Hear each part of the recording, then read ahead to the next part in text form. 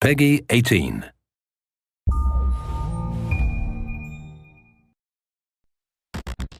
In 2001, a real-world exercise tested the emergency response to a bioterror attack on the continental United States. The operation was called Dark Winter. Within just a few days, the simulation spiraled out of control. The operation predicted a rapid breakdown in essential institutions, civil disorder, and massive civilian casualties. Dark Winter has revealed how vulnerable we've become. Our lifestyle, our security, our safety depends on a delicate and unstable economy. We've created a system so complicated that we no longer understand how to control it. Oil, power, shipping, transport. We live in a complex world. And the more complex it gets, the more fragile it becomes. The system is built on a global supply chain that gets things where they're needed, just in time. We've created a house of cards. Remove just one, and everything falls apart. And what's fueling this system? Money. Americans can spend $90 billion in a single day of shopping. Last year, 200 million people swarmed their local stores on November 23rd. We call that day Black Friday. Did you know that a flu virus can survive on the surface of a banknote for up to 17 days? One day there will be a pandemic. It could begin during the crush of Black Friday sales.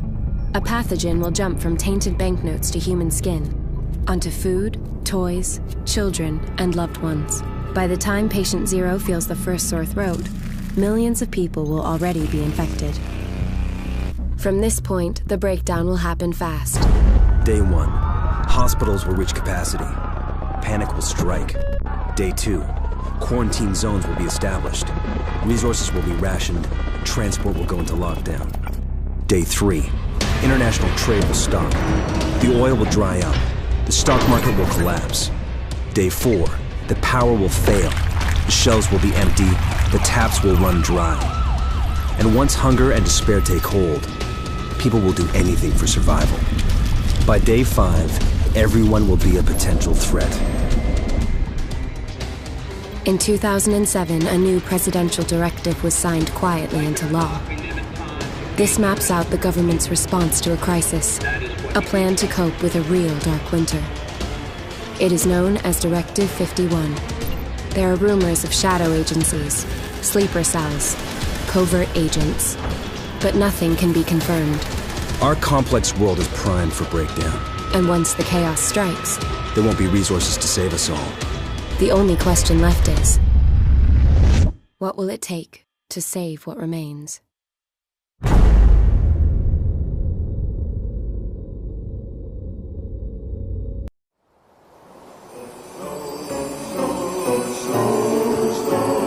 Snow is falling down just a little bit. The world's so quiet and still.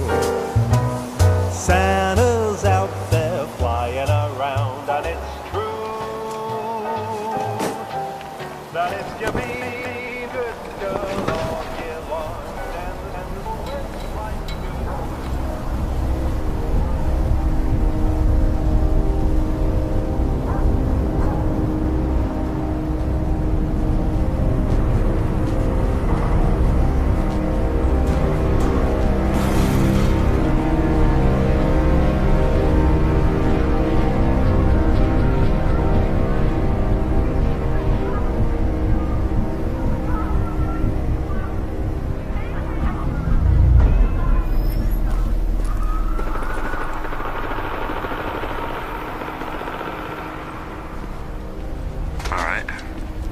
empty. I heard that gunfire. Nick, check your map, see if there's anything in the area.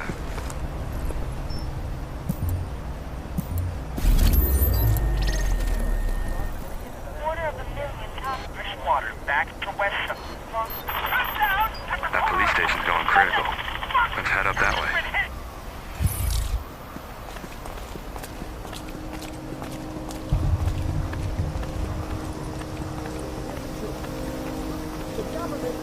Civilians on the left.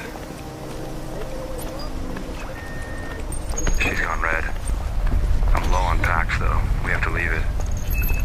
Alright guys, I got you on my map, so I will head your way. Sweet. See you in a sec. I'll meet you up on the corner. Okay.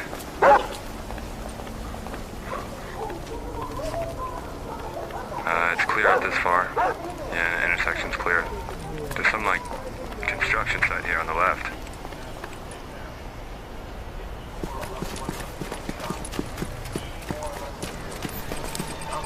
Could check that out. I think we should come back later. I think we should go to the police station first. Oh, shots. Let's go. Alright, here we go. I don't see anything outside. It might be out inside.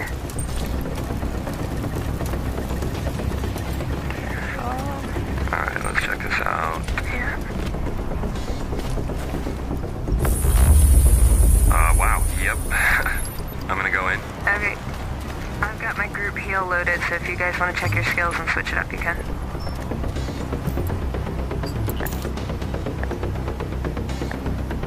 I'm gonna pull him out. Are you guys ready? Yeah, I'm good. Let's do it.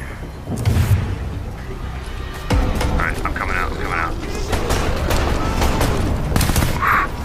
Got one. 2 on the left, 1 on the right. Okay, 2 more on the right. Oh yeah, I see him. Ooh, they threw a Molotov. Look out. Good call, thank you.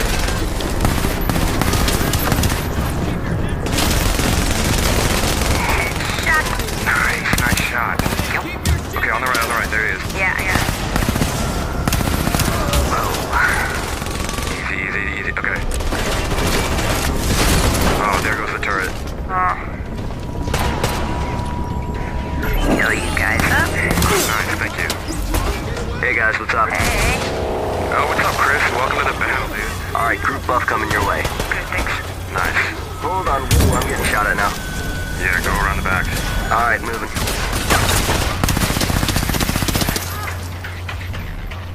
Oh shit, hold on, I think we got one more. Watch out, on the left, Yep. Oh, you see the guy on the roof? Yeah, oh, there he is, okay. He's the one doing it. Wow, Oh, he's he's like supposed to be an elite, yeah. Yeah. I'll move to mark him now. Shit. I can't see him. I cannot get a shot. Chris, can you mark him or something? Hold on, I think I got him. Yeah, got him. Nice. Okay, that's done. Let's check out the inside. Alright, I need to hop out. I'll see you guys later though. See you later. See you, dude. You guys coming? Yeah, right behind you.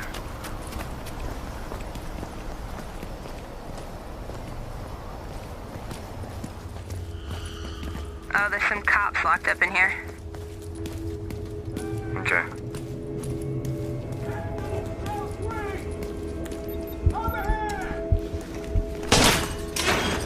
Oh, jeez. Hey, I heard of you guys. Look, I got 2 officers in these cells over here. Get them out for me, will you? Some more cops in here. Listen, the armory is out back. Take whatever you need. The code is SH-1023. The code. Code for the armory. Doors That'll be heavy. It's useful. good to be out of there. Okay, I think that's everybody in this room. Okay, I'm going for the armory. It should be back here. Broadcast, huh? That hallway's clear. Still up and running.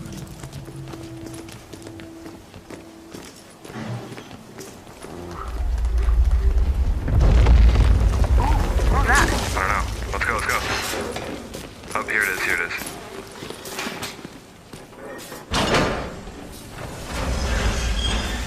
Alright. Nice. Jackpot. You gonna get the box? Nope, that's next.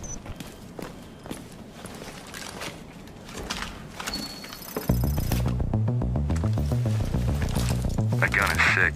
You better get it out before you lose it. Okay, I've got my flare ready to go. Cool. I'll get the door. You good? Let's go. Dude, check out Manhattan. We should go over there later. Alright, extracting. Got about 90 seconds. Whoa. It's another group of players. Brace for PvP. You guys ready? Yeah. All units ready to precinct in 1034. Exit 4. The fire spread into the building. Catch up.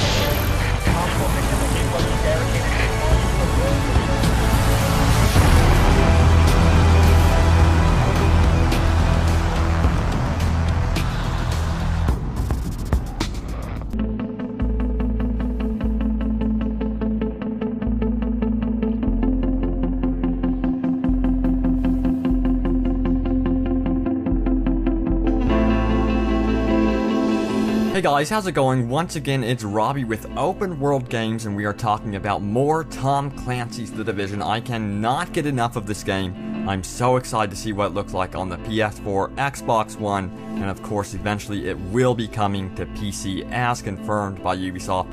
I'm going to be talking today about the new next-gen Snowdrop engine from Ubisoft. It is going to be powering The Division and offering a lot of awesome looking effects, including weather, which I'm super excited about. And of course, once again, I'm going to be going over the top comments from you guys, the community.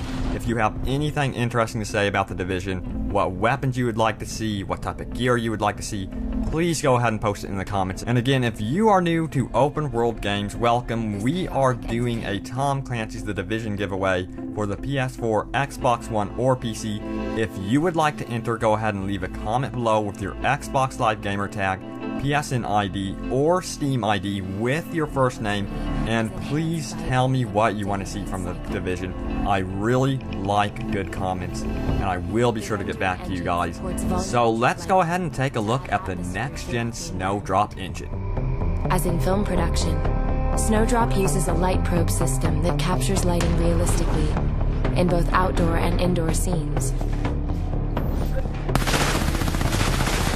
So I have included a link in the description to a recent blog from Ubi.com, and they go into a lot of detail about the Snowdrop engine, but most fascinating to me is the actual destruction, and destruction has become such a big deal in gaming thanks to DICE's Battlefield games, and I think it's a great next step for all next-gen games to really push destruction and real-time physics. And they go on to say in their article, first and foremost is the destruction system, which will be a key aspect to the game's tactical cover-based combat. The destruction effect is not pre-baked in the game. It reacts differently dependent on the physical forces at play. So that basically means you can see glass exploding or wood shattering, and it will react accordingly. So glass and wood and brick and stone all have realistic physics models, so that will be really cool. And it all happens in real time and stays there throughout the life of the game. So when you are going out into combat, cover will be decaying and you will have to plan your attacks accordingly. So that's going to be a lot of fun. It sounds like no two situations will end up being the same thanks to this new destruction system. So look forward to that. And of course, the lighting in a game is absolutely everything, and I really do believe it needs to be dynamic with a day and night cycle, and that is exactly what we're getting with The Division. And they go on to say, if we move one object in the game, the light in the environment will immediately react accordingly, thus obtaining the most realistic effect. This applies not just to the indoor and outdoor lighting, but to the time of day as well. And actually in the trailer we saw fine particle effects reacting to real-time lighting, and I thought that was amazing. Yes, next gen is finally here, and I feel like saying finally we're getting some awesome lighting, and I can't believe we're going to be able to play in a New York City with weather and a day and night cycle, so that will be very, very cool.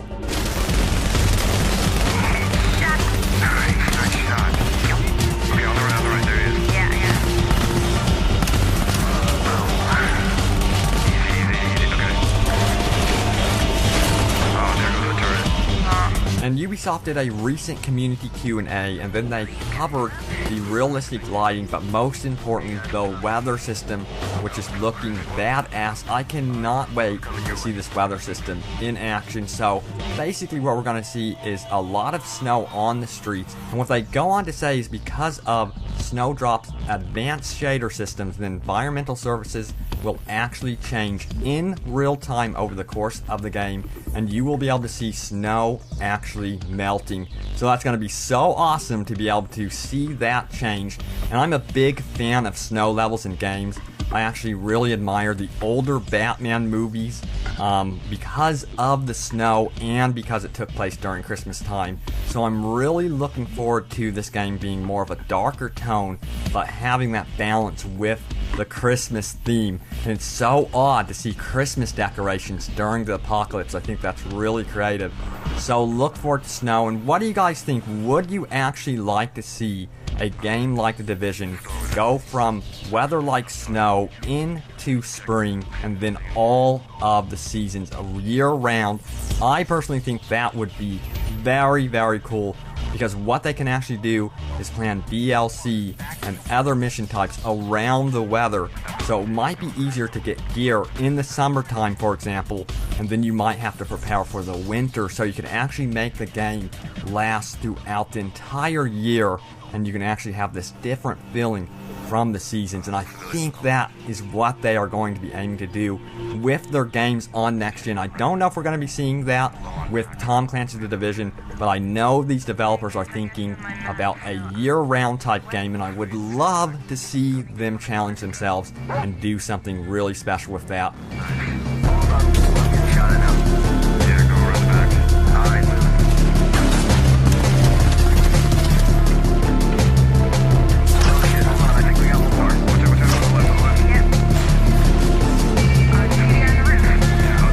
And with any open world game, you worry about how open it is and how big of a world you will actually be able to explore in New York City. And Ubisoft has stated their goal is to represent the majority of New York City and its major landmarks. I personally can't wait to see Central Park, and I do hope that there are a lot of parks in this game, because there's Brooklyn Bridge Park, there's the Flushing Meadows, and then a lot of other areas that they could cover. I do hope that we actually see the aftermath of these beautiful areas. Perhaps they're going to be refugee zones, who knows, we will be finding out. But in the recent Q&A, they asked them to what extent is your game open world, and they go and say our open world will be both dynamic and persistent. The dynamic elements are there so that we can create a world which feels alive and ever-changing. Replaying an area or piece of content will vary from session to session and therefore feel fresh to the player. We want our players to be able to replay content which they have discovered, possibly for a specific item or certain achievements, or just because they really enjoy it. Persistency of the environment is also very important, as we will add content and features to the game long after launch. And this question is actually the most important question that was asked to Ubisoft recently. See you guys later, though. The question is, will it be possible to enter buildings? And they say yes, and it will play a major role in the game. As you have seen in the demo, for example, agents of the Division enter a police station where they find a lot of gear. In this open world game, we want to give the player as much opportunity as possible to explore and live their own adventure. In this brand, we are creating a whole new universe in an original setting that will be great and fun to discover. So this is telling me a lot about this game. I think this game is going to be a lot about exploring every single building in the game. We are talking about the next generation here, and I think that the fast travel system will also be important to exploration, because I do believe they're going to do it like Far Cry 3 and Assassin's Creed, where you have to go exploring to unlock the actual fast travel option, which I'm a huge fan of. I like to be able to explore first, then fast travel, or no fast travel at all, because I really think that this is going to be one immersive game world. So the map size I'm not concerned about at all, since they were able to answer that most buildings will be enterable. So that is such good news. Look forward to being able to explore most buildings, and I can't wait to do it with you guys. And be sure to leave a comment below about what you think the map size should be. How big of a world are we talking? Because a lot of games offer a lot of different sizes of worlds, but we really haven't seen games that offer a lot of enterable buildings like The Division. I think that's going to be the big difference. Is going to be the level of detail and just how much places you can actually enter in this game. So let me know what you guys would like to see in terms of locations and everything else within New York City for Tom Clancy's The Division. Our lifestyle, our security, our safety depends on a delicate and unstable economy. We've created a system so complicated that we no longer understand how to control it. Oil, power, shipping, transport. And now it's time to highlight your top comments from my previous videos, and I really enjoy doing this. If you guys actually have any thoughts or ideas about weapons, gear, locations, whatever you would like to see in Tom Clancy's The Division, go ahead and leave a reply below and let me know what you think. I will be sure to reply to as many comments as possible and also feature them in upcoming videos. So Corey Abernathy goes on to say, "What up, my name is Corey. The Division will be to Call of Duty what Call of Duty is to Battlefield. I see the exquisite graphics and complex storyline trumping Call of Duty's newest clone of their never-ending series. Do not get me wrong, I like Call of Duty, but it's the same thing every year. Being as though The Division isn't entirely the same type of game as Call of Duty, I see it bringing in new fans. Fans that typically wouldn't venture into this type of game. Fans from WoW and other games like that could even find themselves playing this game. I really find it fascinating that you mention an MMO like World of Warcraft, because I personally believe MMOs are what Next Gen is about, because connecting with a community of like-minded players is everything, and it adds so much immersion to a game, especially if you're playing with a lot of good friends, and I think The Division is going to offer just that. And of course you're going to have that awesome player versus player element in the game, so when you are going up against another team of players, you're going to want to defend your buddies. I think they're going to want to do the same with you, so that's going to be really cool. I think the PS4 and Xbox One, and of course the PC, but more so the next-gen consoles, are really going to be pushing the interactive MMOs, and I think we're going to definitely be seeing that in The Division. And like you, I am tired of the constant releases for Call of Duty. I think they in particular need to shake it up a little bit and try something new, and I am a big fan of Battlefield, so I'm looking forward to seeing what DICE does with that as well. But The Division, it's my most anticipated game of 2014, and yeah, I definitely cannot wait to get my hands on it. By day 5, everyone will be a potential threat. In 2007, a new presidential directive was signed quietly into law. This maps out the government's response to a crisis, a plan to cope with a real dark winter. It is known as Directive 51. There are rumors of shadow agencies. And then Rage Monkey goes on to say, "I've been following the game like you guys have since E3. It's had me all over the place emotionally with how the gameplay would be like.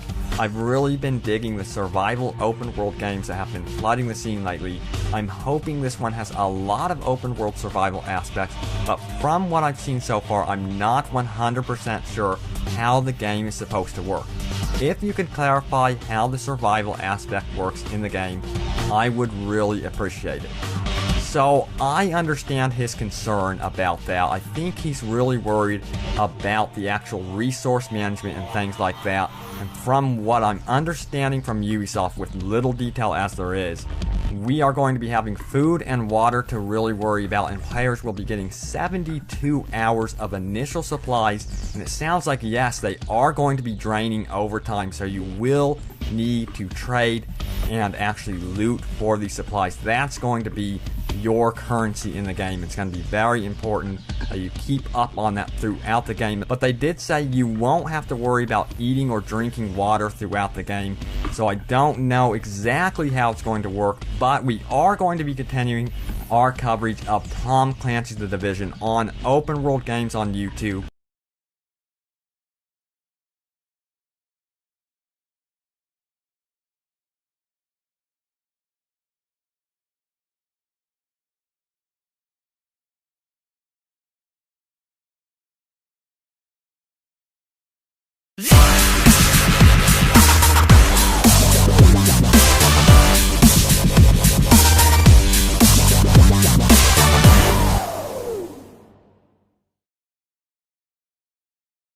You bet, no problem. It's my pleasure. Good morning, or actually good evening for you. Yeah, it's going on almost 1 a.m. here, and fresh start in the Monday morning, and then, you know, my Monday starts in about 5 hours, so. But it's totally worth it, so.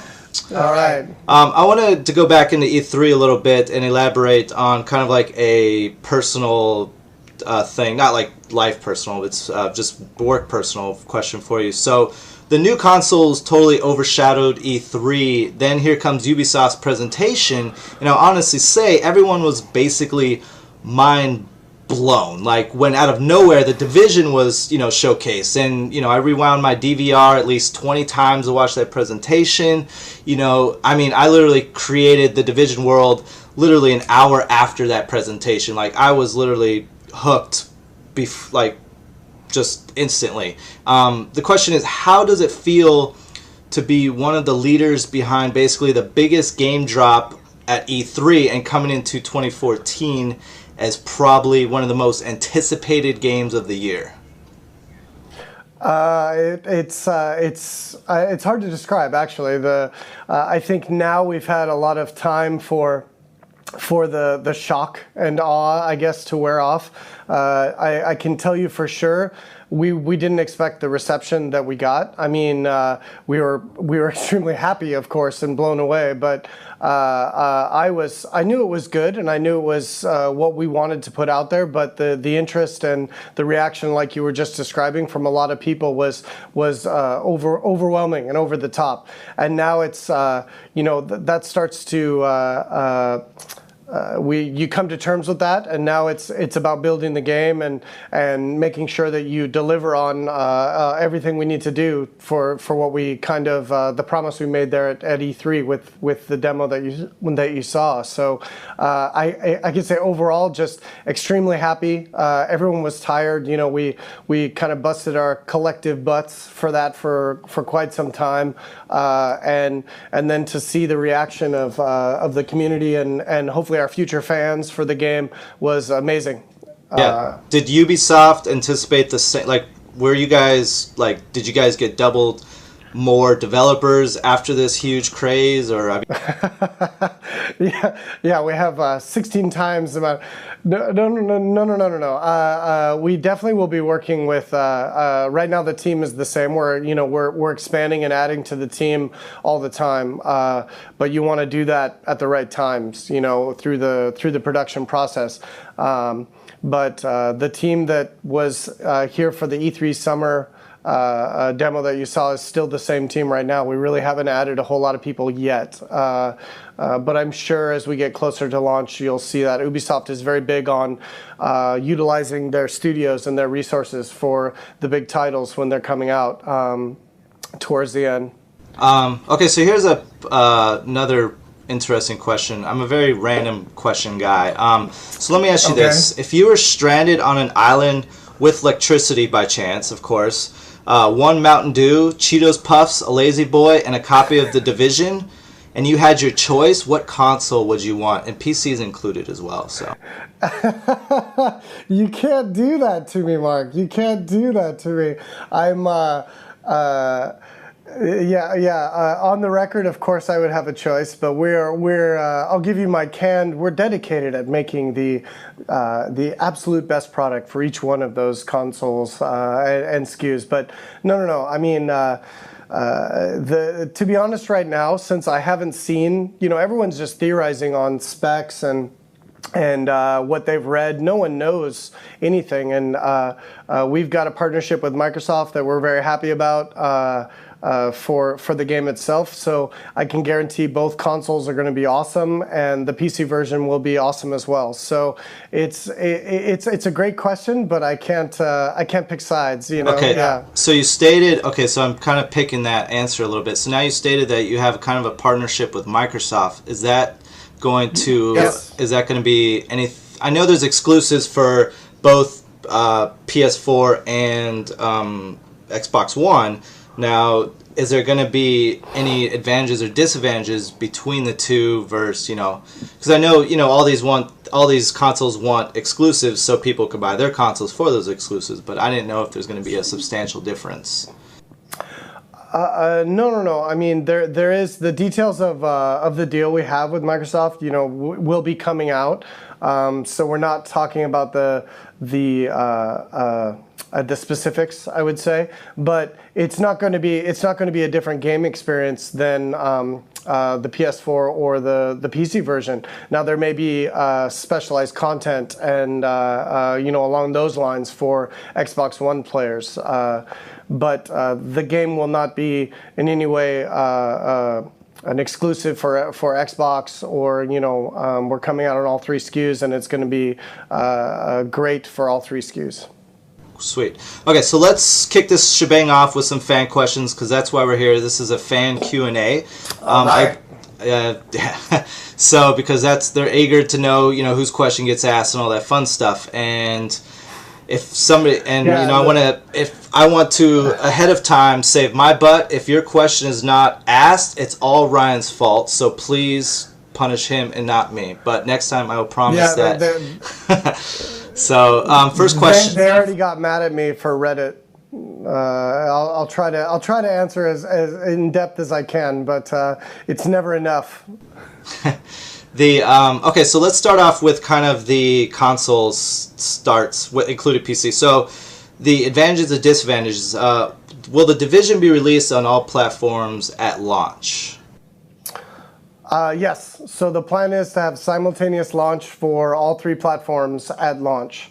So that's what we're scheduling for. That's the production schedule. That's what we're shooting for. So that is the plan. Sweet. User Ubelax asked, will there be split screen capabilities? If so, yes or no? Can you explain the reason why?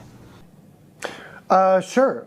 It was something we talked about a lot, I would say, half a year ago, and we really came to the conclusion that it's not a way we want to go with the game. I think for the experience we're going for, we want an immersive online experience where you're playing with friends. Having a split screen just doesn't work for that type of quality experience we want. So it was really just a choice. We want to have each user have their own screen, I guess, if you put it that way. So there is no split screens plans for the game. Okay, totally understandable. Now, with the advantages and disadvantages from PC players to console players, what is the advantages and disadvantages of PC players to console players when it comes to full UI, HUD customization, higher chance to handle more players in specific zones and areas, and so forth? Okay, that's a lot of questions, but I think no, that's okay. I think everyone knows the the new consoles. They are PCs. The only difference is the input method, which actually is a very big difference for us as gamers. The difference between using a controller and a keyboard and mouse is pretty huge. So that's why you can't really just port. You can't make the game for Xbox and for PS4 and then just kind of port it to PC. You have to start from kind of the ground up for the 3Cs, camera controls and character, and figure out how that works with keyboard and mouse, because being a big PC gamer myself over the years, you expect a lot more different responses. You don't need an aim assist as much. How does it work with your inputs on the keyboard? So that's the major difference. The game itself will be the same experience. It's just about kind of tuning it and developing it for the input method that you'll be using. Okay, you answered like 2 questions I had in there, so that's pretty good. Okay. With the porting, excellent. With the porting, is pretty much the next question was a lot of people are wondering if PC version is just going to be a port, but you elaborated perfectly, so that was awesome. Yeah. Cool. So now we'll get into the game. So now the Division was basically coming off as a type of a survival game. So Everlyn is asking, when it comes to collecting supplies, water, food, etc., the power of survival, how much of a factor will that be within the game? It's a good question.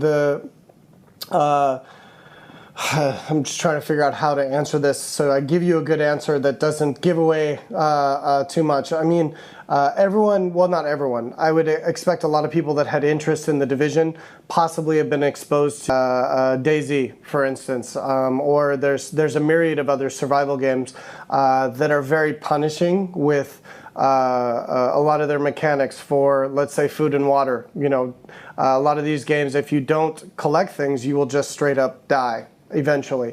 The Division is a mainstream game. We want a lot of people to be interested in this game. We want to bring in people that are, you know, Call of Duty and Battlefield or Tom Clancy, old Tom Clancy fans. We also want RPG fans to play the game, people that just like online games. So you have a wide spectrum of people that you want to hit. And I think that very punishing, without giving you the specifics, but very punishing mechanics like that aren't good. They're not good for it. It's very good for a small audience that loves that kind of, I would say, self-punishment, if you want, which I also like as well as a gamer. But I realized we want to have those elements in the game, the elements of survival, the elements of using everything you find out in New York and the world, but we want it to be a positive always. So it'll be something that is good for you when you find them, but you don't need them or you will die, I guess, is the a way I can answer that without going into specifics. That's fine.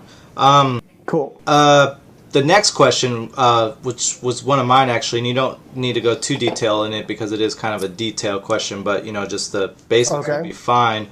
What is the plan of direction for the Division when it comes to adventuring in New York City? Do you want the adventurer, aka player, to experience, say, hundreds of players spread out around New York City that the player can pass by once in that area, or mainly experience this when they are back at the base? Well, this was another kind of choice, like the split screen question for us. Obviously, with games, I think most games in this genre moving forward, you know, the players, the communities want a big open world. They want exploration to be a big part of their games. They want to feel like they're not led around in these games and they can kind of choose their own path, and we're hitting all of that. The big choice for us was, do we do a persistent social open game space, or do we or do we phase or instance it so it's tailored for the group?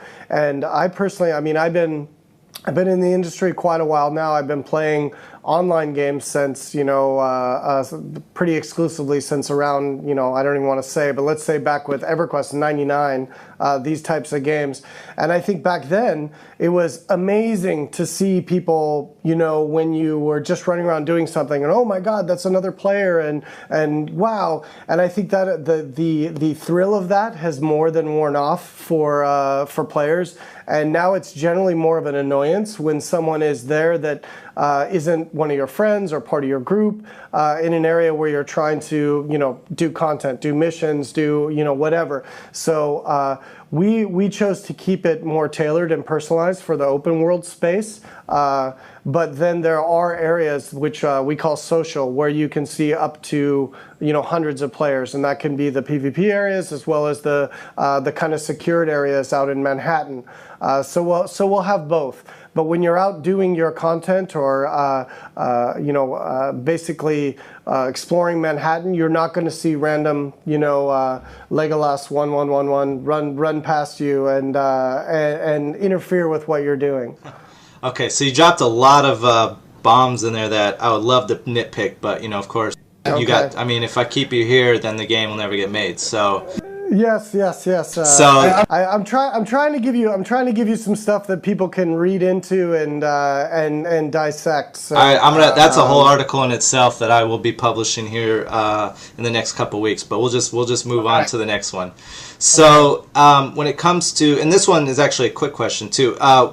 Will each area of New York City be a skill level specific area? If saying beginning is, you know, the beginning where zone starting is, you know, easier to kill mobs, but if I want to go to this street because I recognize, you know, I grew up there, you know, will the mobs be harder or tankier? And on top of that, you know, are there world bosses as well? So you don't need to answer. I'm sure that's a name drop. World bosses, I'm sure you're not technically supposed to answer yet, but if you are to, that'd be awesome.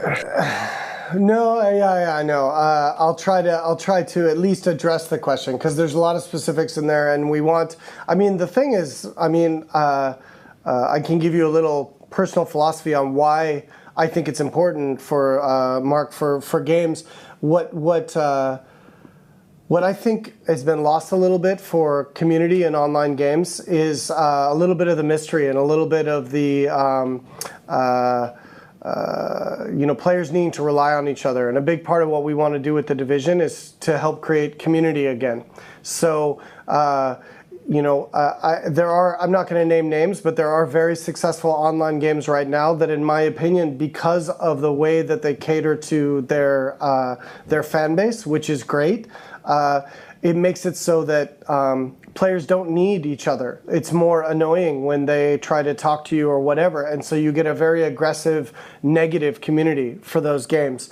And so I don't want to be evasive through the launch, and I will answer this question, but if players and our fans are wondering why we don't answer these questions more specifically, it's because I want you to find out when you play, and I want you to discover those kind of things. And if you just read interviews with me or other people from the team and you know exactly what to do, then that is spoiled for you, in my opinion. And and it's really important for the game for when we launch, I think. But to answer your question, we do have progression. We do have progression throughout the game. New York itself will be, there will be areas where you'll experience the difficulty increase. But if you can think of an open world game, there's many of them, you're running back through a lot of the same areas, as you're coming here or you're finishing your a quest chain, let's say, in a different game. And so you want to give players reason to come back to all of the areas of Manhattan from all level ranges. So it won't be a flat like, oh, hey, all of the content in this area, the E3 area of Brooklyn, is this type of experience or level. We don't want that. I want players to really experience the full breadth of content throughout the whole area. So it's a mix of both, to answer that question. But details-wise, we can't. I don't want to go into those yet because I want players to find that out, kind of when the Yeah, I saw your interview on. It was pretty much a whole interview on why you want players to discover things, and it was a great interview, and I encourage everybody to go watch that interview. It was very, very, very great. The next questions actually I could combine into one actually. User Fezmonster and user Atheist pretty much are asking about customization options and when it comes to clothes and weapons. Okay, they're just wondering what will be available. The customization, I think, in these types of games is huge. First of all, it's your first kind of attachment to your character when you are, your Division agent when you start the game. How much can you personalize it with your clothing, with your look, the sex of your avatar, if you will. All will be there. You'll have choices that affect your starting equipment in the game. The one thing that I know I've said in other interviews, but we want to make sure that you can't make a bad choice. There's a lot of these RPGs where you don't know. Again, we're not going to say a ton about the game, which is good, in my opinion, before we launch. So there's some mystery. So asking our players to then make a huge choice at the beginning of the game would be kind of silly when they don't know how they want to do the game. So there'll be choices you can make for your character all through customization that affect, let's say, your some of your equipment, but there is no bad choice. You won't have to re-roll because I chose X or Y at the start. That's not what we want to go for. So, but customization, I think, is huge. And also, it's a big part of RPGs in general. It's a big carrot. I want my guy to eventually look super cool. I want to have extremely good equipment. I want to be able to personalize that equipment, and it's all part of that kind of I don't know, fantasy, for this type of game. It's funny too because I never really noticed until I start meeting some people, because like some of my Facebook friends, it's like they're posting pictures of their characters. It's like, this is my character, this is what she's wearing, and he's wearing whatever, and it's like, it's kind of like cosplay within the game, and it's like, it's a big deal to a lot of people, especially even it doesn't matter PvE or PvP. It's like people love to stand out. Yeah, and I think we have a great opportunity with the setting, being near future and more realistic of a game, let's say, than a standard RPG with fantasy, mages and warriors and such. So we really can play around with how we want to do customization, where people are more close to real life type stuff. So I'm sure, I've been shown a lot of that cosplay stuff and the fan interest already for sites and different things that people are doing is amazing when it's off of basically one demo. They haven't seen a whole lot yet, so it's pretty great. Okay, so I don't know how detail you can go into this because it's literally been hush-hush the whole time, but will crafting be intense as MMOs where you have to go out and farm mats for what you need, trade mats with other players, auction house, etc., etc.? The crafting, I can't go into detail on it, but it does exist. It is important to the game. I think it fits great into the kind of the world we're the immersive world we want to create. So, in this type of situation, coming across things and saving everything you come across is important. Trying to create new things out of what you have is important. And as a philosophy that we have, or for the team is, I think crafting is one of those things that there are a small part of the population in these types of games that want to get really into it. Like that's what they look for in these games. So you want to have the depth for those types of players, but the vast majority of people, I believe, want to have access to it. They want it to be interesting and fun and useful, but they don't need to spend hours and hours on crafting such item. So we have we're trying to serve two kind of masters in that. So the way we want our crafting to be is we want it to be very important, very approachable, and then if you really want to get crazy with it, that opportunity will be there for you as well. But the main thing is it is important for the game. It is important for also, saving and kind of tracking things you come across and find out in New York. Nice. When so you're labeling the game as an RPG. Now this question's by Dig Douglet. Will there be choices that could impact how the story of the game goes, as in kind of like how BioWare does it, where you choose the answer and it could impact you later on and so forth? Yes. This one I can't really touch. I think the story is going to be the story is going to be very important. What I can say, talk about what I like about open world stories is something that's smart. I think we have a very current concept for our world and a very scary concept for our world, for what's happening. So the story needs to be, the narrative needs to be just as smart, and and that's how we're approaching it. But we want a story where it's not linear, I guess is the best way. It's really hard to do a story arc in a game where you want to allow players and encourage players to go in all kinds of different directions. Specific wise, I can pretty much guarantee we will never be talking about the story, because I think it's a huge part of the experience for you when you discover that for the first time, and it's a big spoiler if you do. But I can tell you that we know it's very important. We're working a lot on making sure that it's for me good enough and makes sense to the world that we're creating, and that works in a game world where you can potentially go in a lot of different directions. Okay, that's a lot. Right. Okay, so about 2 or 3 more questions here. Okay. The last one regards to expansions. Micro's asking, will there be more cities to explore, or will expansions be more or less more content within New York City itself?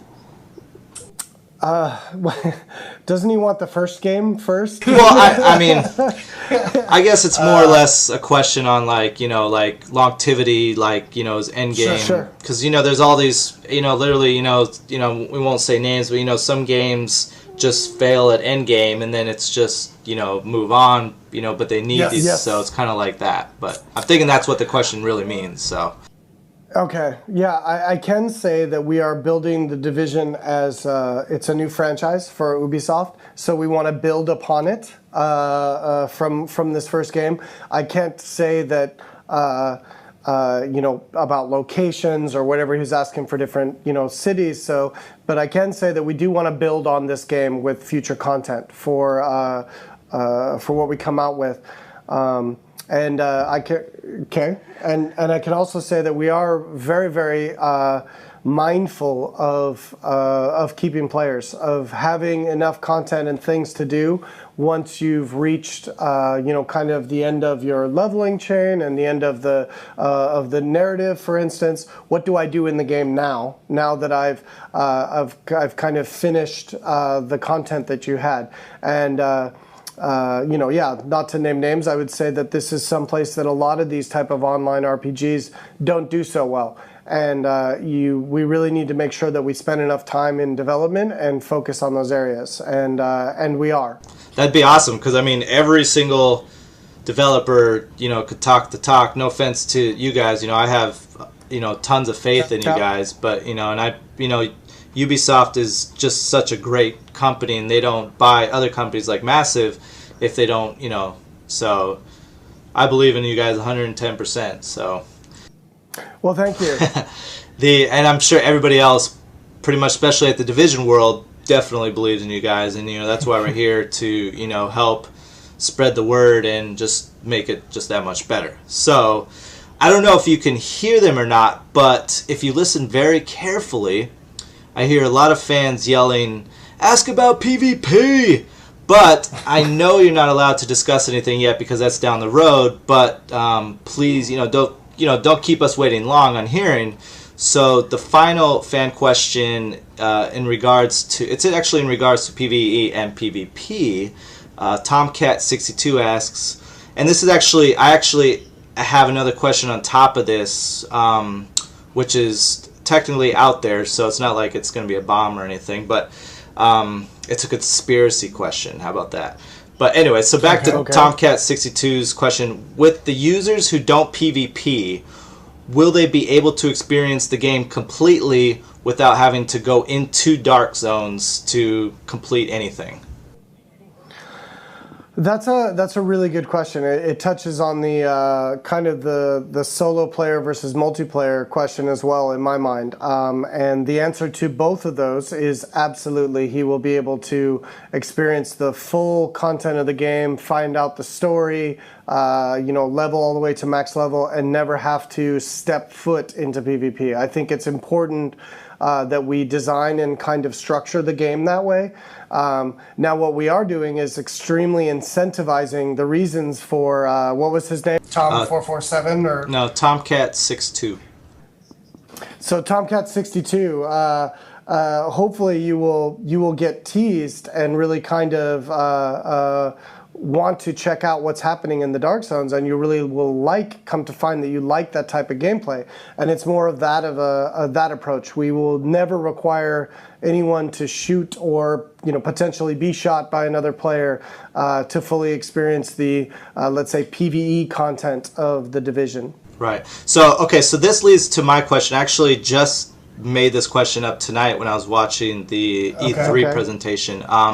Now, you don't have to elaborate on PvP much with this question, but from what I picked up on the map in the video at the end, the dark zone areas are, as I guess you could say, blocking access to other parts of the city. And since we don't know much on transportation yet within the game, would accessing other parts of New York City kind of require you to walk through dark zones?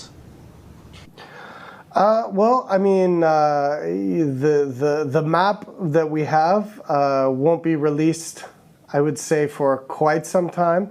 But just if you kind of think about my last question, Mark, the if we required people to go through areas to reach through a PvP area to reach another area that we were asking them to go to for whatever reason, that would be almost like we were requiring them to PvP.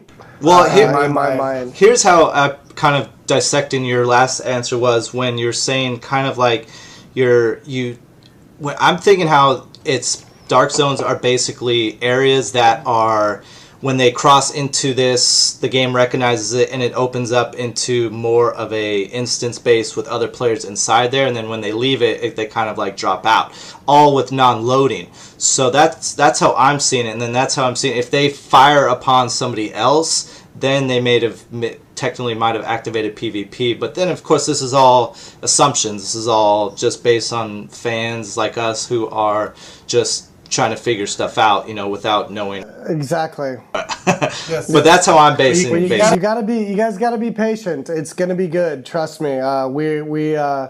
It goes to my philosophy on everything. If you know exactly how it works before the game comes out, I think it's less fun.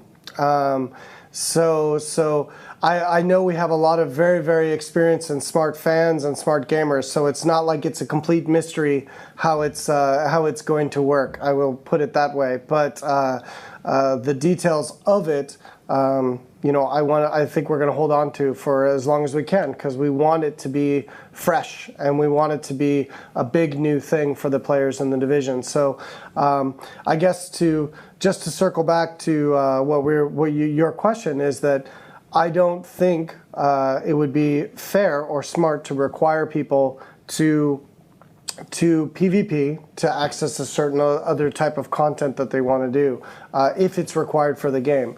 Now, if it were something that were optional, that was exploration or something else I was trying to potentially investigate, then absolutely, those could be in very, very dangerous areas.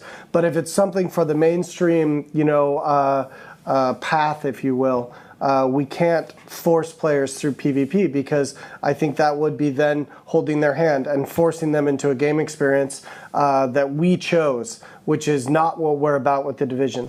Now, basically, I was elaborating from Nicholas' his interview when he was stating in the interview at E3 about.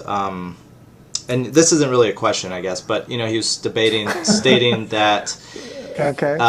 PvE is within the dark zones, and he blatantly said you could do PvE missions within the dark zones. And then if you look at, I know this map isn't final, of course, at the end of the video, but the police station was within a dark zone, and so I'm just thinking that's there's these PvE missions that are kind of like. Who gets there first and then who can capture and all that other stuff. So, is that the interview when I was diving across his body to try to stop him from speaking? It was the one with Adam Sessler and.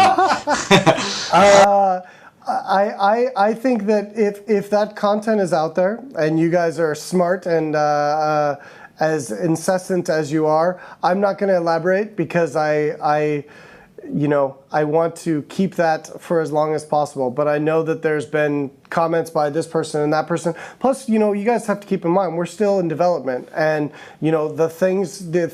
exactly. So it's an iterative process, and we play every single day. We have a huge play test twice a week, and if it comes to be where we need to make changes as we get closer and more things are in the game, then we'll make changes, because it's all about the end experience. So even Nicholas or me saying things now doesn't even necessarily mean they will be so at these times. But it is what we have to go off of as of right now. Exactly. But exactly.